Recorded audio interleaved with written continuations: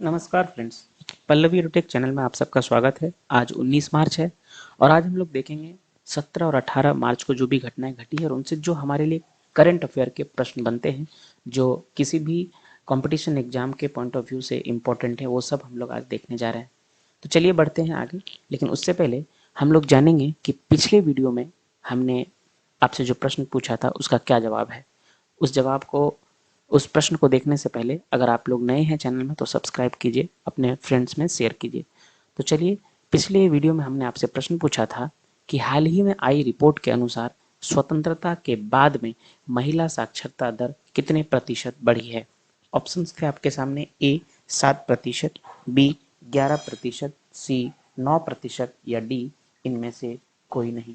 तो इस प्रश्न का सही जवाब था ऑप्शन बी 11%। अभी जो रिपोर्ट आई है हाल में, उसमें ये कहा गया है कि स्वतंत्रता के बाद भारत में महिला साक्षरता दर करीब 11% बढ़ी है। अब चलते हैं आज के प्रश्न की ओर। आज का पहला प्रश्न है, हाल ही में कौन सा राज्य चौथी महिला नीति पेश करेगा। ऑप्शन है आंध्र प्रदेश, कर्नाटक, महाराष्ट्र या उत्तर प्रदेश। तो इस प्रश्न का सही जवाब है ऑप्शन सी, महाराष्ट्र। महाराष्ट्र अभी हाल ही में चौथी महिला नीति पेश करेगा। अभी जो महाराष्ट्र के उप मुख्यमंत्री हैं देवेंद्र फडणवीस ने महाराष्ट्र की विधान परिषद को सूचित किया कि राज्य सभी समूहों की महिलाओं के मुद्दों पर विचार करके महिलाओं को अधिक अवसर देने के लिए चौथी महिला नीति पेश करेगा। ये सूचना अभी किन्होंने दिया, तो महाराष्ट्र के उप मुख्यमंत्री देवेंद्र फडणवीस ने। और अभी महाराष्ट्र के मुख्यमंत्री कौन है? महाराष्ट्र के मुख्यमंत्री आपसे पूछा जाए, ये बीपीएससी में पूछा हुआ प्रश्न है, महाराष्ट्र के मुख्यमंत्री, नवनिर्मित मुख्यमंत्री कौन है? तो महाराष्ट्र के मुख्यमंत्री हैं अभी शिंदे। उनका पूरा नाम है क्या नाम उनका? शिंदे, उनका नाम है एकनाथ शिंदे। महाराष्ट्र के जो नवनिर्मित मुख्यमंत्री हैं, एकनाथ शिंदे। सेम प्रश्न पूछा गया था बीपीएससी 67 में। ये शिंदे आप लोग ऐसे लिखते हैं,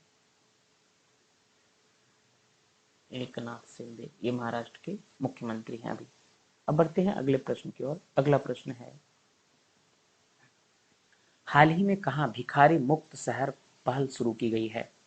ऑप्शन है नागपुर, हैदराबाद, मुंबई या कोलकाता। तो इस प्रश्न का सही जवाब है ऑप्शन ए, नागपुर। महाराष्ट्र के नागपुर में भिखारी मुक्त शहर योजना शुरू की गई है। नागपुर शहर में भिखारी मुक्त योजना अभी शुरू की गई है। अब बढ़ते हैं अगले प्रश्न की ओर। आज का तीसरा प्रश्न है, हाल ही में किस राज्य की कैबिनेट में नए खेल नीति 2023 को मंजूरी दी है। ऑप्शंस हैं आंध्र प्रदेश, कर्नाटक, उत्तर प्रदेश या गुजरात। तो इस प्रश्न का सही जवाब है ऑप्शन सी, उत्तर प्रदेश। उत्तर प्रदेश में खेलकूद को बढ़ावा देने के लिए शुक्रवार को, अभी जो पिछले शुक्रवार था उसमें योगी सरकार ने मंत्री परिषद की ने योगी सरकार को जो मंत्री परिषद, उन्होंने खेल नीति 2023 को मंजूरी दी है। खेल नीति 2023 योगी सरकार ने, उत्तर प्रदेश के मुख्यमंत्री हैं ये। अब बढ़ेंगे अगले प्रश्न की ओर। अगला प्रश्न है, हाल ही में golden city gate tourism award समारोह किस देश में आयोजित किया गया। ऑप्शंस हैं जर्मनी, स्विट्जरलैंड, अमेरिका या भारत। प्रश्न देखिए एक बार, golden city gate tourism award. तो इस प्रश्न का सही जवाब है ऑप्शन ए, जर्मनी। अभी जर्मनी में आयोजित किया गया golden city gate tourism award समारोह। अगले प्रश्न की ओर बढ़ेंगे। अगला प्रश्न है आपके लिए,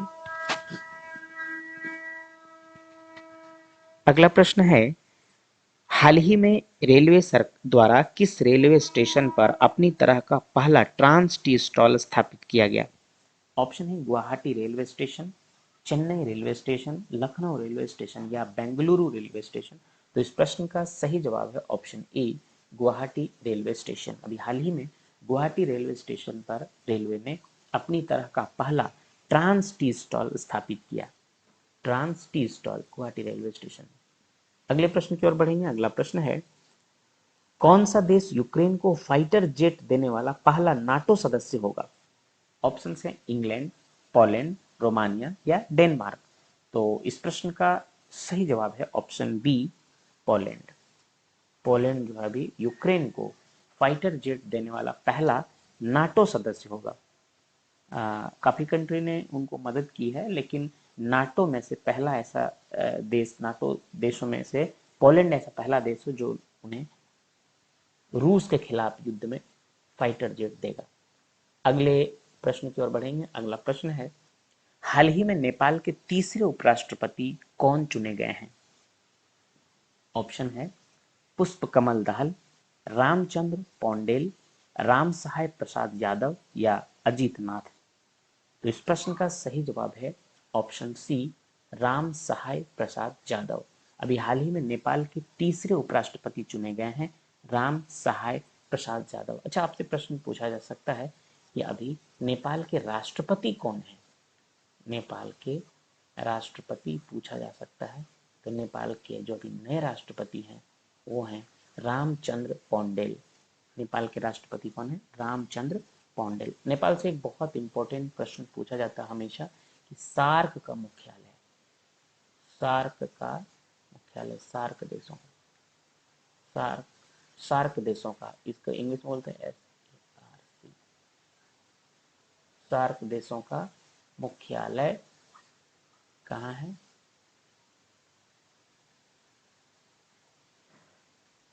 ये आप हटा दीजिए। सार्क देशों का मुख्यालय है काठमांडू में, काठमांडू। ये नेपाल की राजधानी भी है। सार्क देशों का मुख्यालय कहाँ है? काठमांडू। चलिए अगले प्रश्न की ओर चलेंगे। अगला प्रश्न है, हाल ही में किस राज्य के मुख्यमंत्री ने 19 नए जिलों को 3 नए संभागों की घोषणा की है? Option A Gujarat, B Maharashtra, C Madhya Pradesh या डी राजस्थान। तो इस प्रश्न का सही जवाब होगा ऑप्शन डी, राजस्थान। अभी हाल ही में राजस्थान में 19 नए जिले और 3 नए संभाग बनाए जाएंगे। इसी के साथ अब राज्य में 50 जिले, यानी देखिए 19 नए जिले बनाए जाएंगे, तो अब हो जाएगा 50 जिला। यानी पहले कितना था? तो 50 में से 19 घटा दिए तो हमको लग रहा है 31 जिला था। पहले 31 जिले थे, अब इसमें 50 जिले हो जाएंगे, है ना। राजस्थान में ये घोषणा हुई है, और ये बनने के बाद अब यहाँ पे 50 जिले हो जाएंगे। और अभी 3 नए संभाग बनाए जाएंगे, तो अभी टोटल वहाँ पे राजस्थान में 7 संभाग हैं, 7 संभाग हैं। अब 3 के बाद टोटल 3 बन जाएंगे तो हो जाएंगे 10 संभाग। यानी आपसे आप पूछा जा सकता है कि राजस्थान में कितने जिले और कितने संभाग हैं? तो 50 जिले और 10 संभाग। फिलहाल अभी 31 जिले और 3 संभाग थे, इसे बढ़ाकर 50 जिले और 10 संभाग किया गया। तो प्रश्न आपसे अभी फिलहाल करंट अफेयर में यही बनेगा कि किस राज्य के मुख्यमंत्री ने 19 नए जिले और 3 नए संभागों की घोषणा की है? तो ये आंसर होगा राजस्थान। राजस्थान के मुख्यमंत्री कौन है? अशोक गहलोत, अशोक गहलोत, इन्होंने ही अभी ये घोषणा की है। चलिए अगले प्रश्न की ओर बढ़ेंगे। अगला प्रश्न है, हाल ही में किस राज्य के राज्यपाल ने प्राकृतिक खेती पर अंतर्राष्ट्रीय सम्मेलन का उद्घाटन किया है? ऑप्शन है मणिपुर, उड़ीसा, सिक्किम या असम। तो इस प्रश्न का सही जवाब है ऑप्शन ए, मणिपुर। अभी मणिपुर में प्राकृतिक खेती पर अंतर्राष्ट्रीय सम्मेलन का उद्घाटन किया गया है मणिपुर के राज्यपाल के द्वारा। अच्छा, ये प्रश्न के अलावा आपसे पूछा जा सकता है कि अभी मणिपुर में ही यसांग उत्सव मनाया गया, 5 दिवसीय यसांग उत्सव, काफी इंपॉर्टेंट है, इसको लिख लीजिए, यसांग उत्सव ना, कहाँ मनाया गया है? ये मणिपुर में ही मनाया गया है यसांग उत्सव। ये 5 दिन की थे, 5 दिवसीय, ये अभी मणिपुर में मनाया गया, काफी इंपॉर्टेंट है। इसके अलावा गान नगाई उत्सव भी मणिपुर में मनाया जाता है, ये भी मनाया गया है, गान नगाई उत्सव, ये भी मणिपुर में मनाया गया। और यहाँ के राज्यपाल कौन है?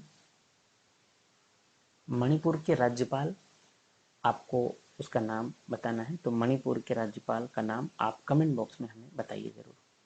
चलिए अगले प्रश्न की ओर बढ़ेंगे। अगला प्रश्न है, हाल ही में 2023 की दुनिया के महानतम स्थानों की टाइम सूची में किस भारतीय स्थान को शामिल किया गया है? ऑप्शन है ए लद्दाख, बी मयूरभंज, सी दिल्ली या डी उपयुक्त ए और बी दोनों उपर्युक्त। यानी डी जो ऑप्शन है हमारा वो ए और बी लद्दाख और मयूरभंज दोनों। तो इस प्रश्न का सही जवाब भी ऑप्शन डी ही है। यानी अभी लद्दाख और मयूरभंज को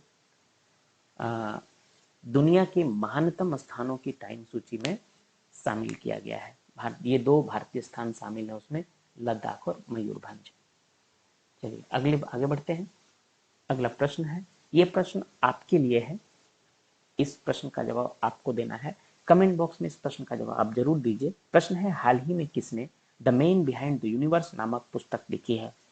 the man behind the universe. Option है ए शुभ्रा गुप्ता, बी रचना विश्वास, सी मेघना देसाई या डी इनमें से कोई नहीं। तो इस प्रश्न का जवाब कमेंट बॉक्स में जरूर दीजिए। कल फिर मिलेंगे 10 नए प्रश्न के साथ। तब तक के लिए धन्यवाद। जय हिंद।